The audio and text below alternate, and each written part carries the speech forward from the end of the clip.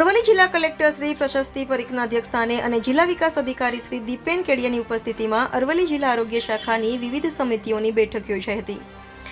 અરવલ્લી જિલ્લા સેવા સદન ખાતે જિલ્લા સંચારી રોગ સર્વેક્ષણ અને સંકલન સમિતિ, જિલ્લા ટાસ્ક ફોર્સ ઇમ્યુનાઇઝેશન, રસીકરણ અને રાષ્ટ્રીય તમાકુ નિયંત્રણ હેઠળ જિલ્લા કક્ષાની તમાકુ નિયંત્રણ સ્ટેરિંગ સમિતિ બેઠકમાં એજન્ડાનું મુજબ વિસ્તૃત ચર્ચા કરવામાં આવી હતી.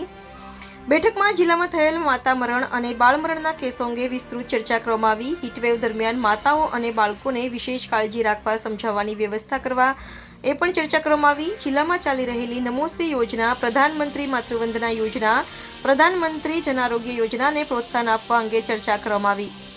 ઉપરાંત જિલ્લામાં કરવામાં આવેલ રસીકરણની કામગીરીની વિગતો રજૂ કરવામાં આવી હતી. રસી મેળવવાના બાકી હોય તેવા બાળકોને રસીકરણ અભિયાન અંતર્ગત આવરી લેવામાં આવશે. ઉપરાંત જિલ્લામાં ચાલી રહેલા બીપી, ડાયાબિટીસ અને 3 પ્રકારના cancer, oral cancer, breast cancer, cervical cancer, TB, HIV screening અંગે પણ ચર્ચા કરવામાં આવી. Bureau chief Imran Pira, Gujarat crime news, Aravalli.